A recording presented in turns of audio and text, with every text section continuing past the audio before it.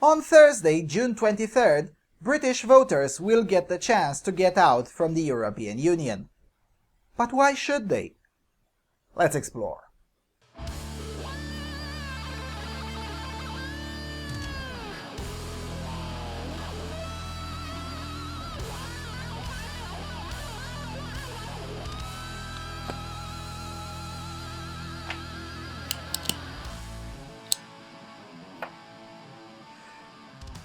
Hello everyone and welcome to the Freedom Alternative. Okay, so the British Prime Minister David Cameron, after briefing his cabinet, made the announcement in Downing Street that in 120 days, something like that, on June 23rd, the long-expected and long overdue in-out referendum will be held. Now, whether Cameron or Brussels will respect the result if the Brexit campaign succeeds is a different story, but we'll talk about that in a future research and analysis episode. Before explaining why Britons should vote to get out from the European Union, let me tell you this. The result of this referendum is of utmost importance for every single nation trapped in this 28-member neo-Soviet bloc. If the Brits vote to leave and their will indeed be respected, then there's still hope for a peaceful collapse of the European Union. Or if you still cling to the belief that the EU can be reformed, respecting an outvote from the British electorate would be a sign that the EU can be reformed and is willing to change and/or react according to incentives. If the Brits vote to stay, well, the possibility of a more brutal collapse of the EU will increase. But then again, I'll explain that in a future video later this week, I hope. So, with that being said, here are the 5 reasons why Britons should vote to leave the European Union. The first one, more accountability for local politicians. You see, at the moment, British politicians, be they Labour, Conservative or Lib Dem, routinely eschew taking electoral accountability for their decisions by passing the blame upon Brussels. Now, mind you, that isn't to say that there aren't fundamentally retarded measures that are indeed adopted because of the pressure exerted by Brussels. For instance, the ban on the sale of the on-tap olive oil was one such retarded measure that was eventually dropped following public outcry. However, the measure to introduce Iran-style internet censorship in Britain was not something imposed by the European Union. Quite the opposite, actually, as up until recently the EU had a commissioner that was an activist for both open internet and open source software. The censorship of internet is a good example of a measure adopted in spite of the European Union and not because of it. There are also more subtle measures that aren't noticeable from the cities and that the politicians have blamed on the EU. One such measure is the destroying of some picturesque landscapes of England with windmills that are not and never have been economically efficient. This particular savagery has been blamed on the EU, but if that were the case, then the whole of Europe would have been affected by this. Yet that is not the case. Neighboring Ireland still gets to keep its landscapes and not have them sacrificed on the altar of eco-Marxism. Yes, it is true that the EU is pushing an eco-Marxist agenda, but it is also equally true that British politicians take it and run with it far beyond than what the EU has outlined. A Brexit would allow a more clear-cut image on who is to blame for what and make the politicians again accountable to their constituencies rather than accountable to remote bureaucracies and their self-serving careers. The second reason, increased security. You see, the doublespeak of the current conservative government is absolutely astounding. Home Secretary Theresa May, whilst admitting that the EU is far from perfect, gee, you think? She then had the audacity to claim that it is in the national interest of Britain to remain in the EU for, and this is a direct quote, reasons of security, protection against crime and terrorism, trade with Europe, and access to markets around the world. Yes, really. The reality, though, is significantly different. The continuous savagery going on at the gates of Britain on the French end of the Eurotunnel is taking place precisely because Britain is in the European Union, which mandates weakened border security at crossing from one member state to another. Moreover, the national security of Britain is ensured by British forces and, in case of need, NATO forces.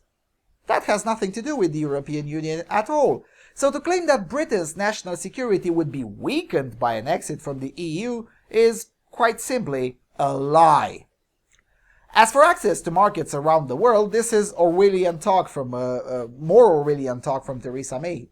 You see, in May's view, still not having a comprehensive trade pact with China and India, the largest markets in the world right now, by the way, and having no trade pact whatsoever with Japan, and being explicitly forbidden to negotiate such a pact on its own, is somehow access to markets around the world for Britain.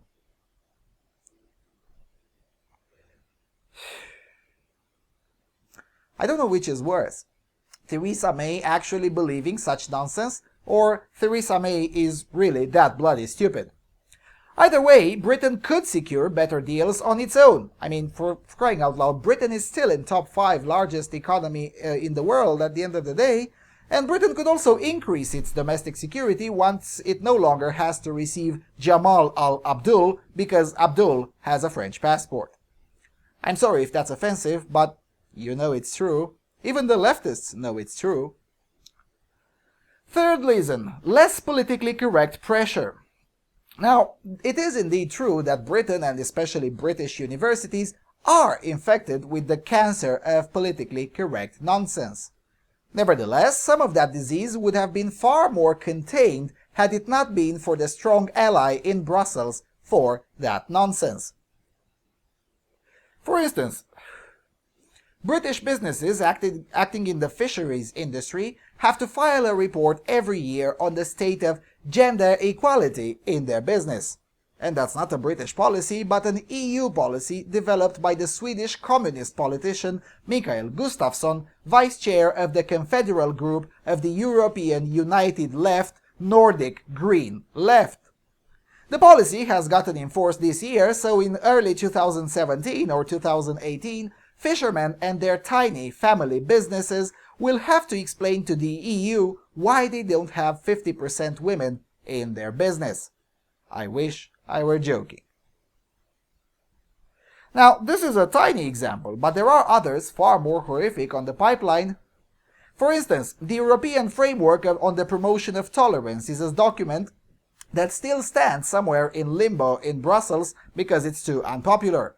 But Brussels is not willing to drop it altogether, as they did with the ban on jugs of olive oil, for instance.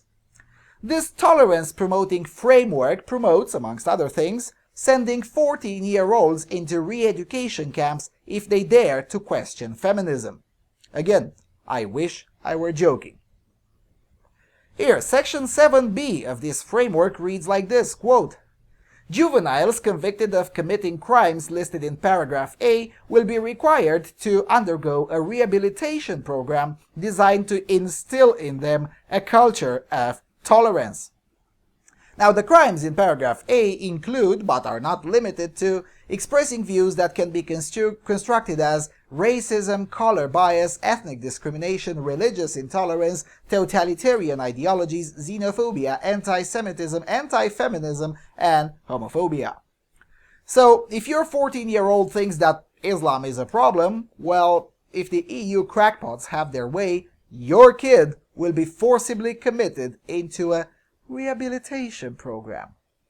So, to sum up this argument, the strongest ally for the PC idiots in Britain is the European Union. Curbing their influence is inextricably connected to getting out from the European Union. Alright, let's get to the fourth reason. Legal incompatibility. Now, this one has been downplayed for decades, but it's a fact that cannot be denied. 26 of the 28 members of the European Union have a completely different legal tradition than Britain. Only Ireland shares some of the legal tradition with Britain. Specifically, the EU institutions and almost all member states run on the Roman law, whereas Britain and Ireland run on common law. And the differences aren't minor at all. Now, arguing which one is better is pointless at this point, but two things are clear. One, Britain is very unlikely to change its own system to be more like the Roman one, and two, there are trade-offs in both of them, and the incompatibility will only grow bigger as case law piles up in European courts, which run on Roman law. An example of how bad this can go is the case of Andrew Symeou, a 20-year-old British citizen who was held for over 1 year in one of the most dangerous prisons in Europe, the Korydallos detention center in Greece. This guy was framed for murder by a bunch of zealous Greek police officers and then held awaiting for a trial for almost 2 years. The actual trial was actually very short, as it was plainly obvious that he wasn't even in the same building when the victim was killed.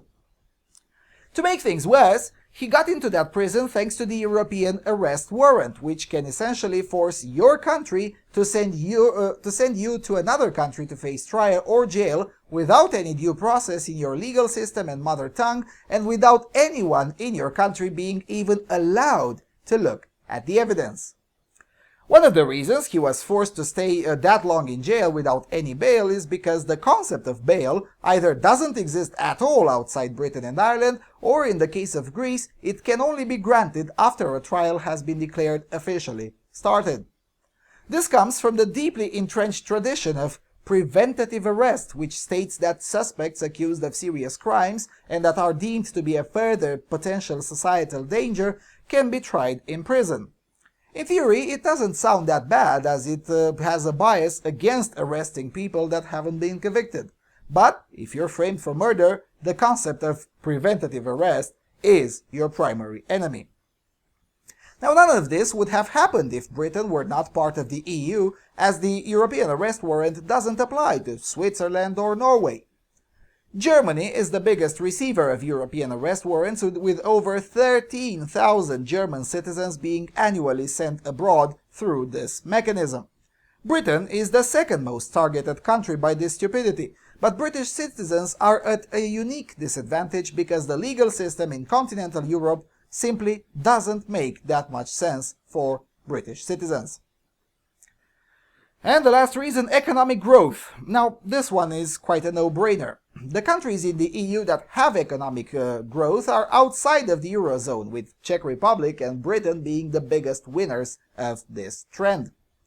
You know, this is not an accident. The more integrated into the Euro nonsense a country is, the less likely it is for that country to have experienced economic growth in the last 5 years, and even less likely to experience economic growth in the next 5 years. Staying into a bloc that forces Britain to merge and integrate with a failing area is simply not good business, and definitely not a recipe for economic growth. Well, there you go. These are the 5 reasons I would recommend my British followers to vote to leave the European Union this June. Now, mind you, these are the 5 reasons that British voters should consider, and not the 5 reasons I would like to see the Brexit side win. Let's just say that I have more selfish reasons to see a Brexit, starting with the great potential to pressure similar movements in other parts of Europe, and continuing with the opening of the floodgates to bring about a peaceful collapse of this mammoth, preferably back to the times of EFTA. But anyway, as the campaign progresses, we'll cover more on this issue here on Freedom Alternative. In fact, this week we'll also explain why the EU not only has to, but will collapse for sure. And with that being said, thank you for watching and supporting this channel. I'll see you around on Freedom Alternative.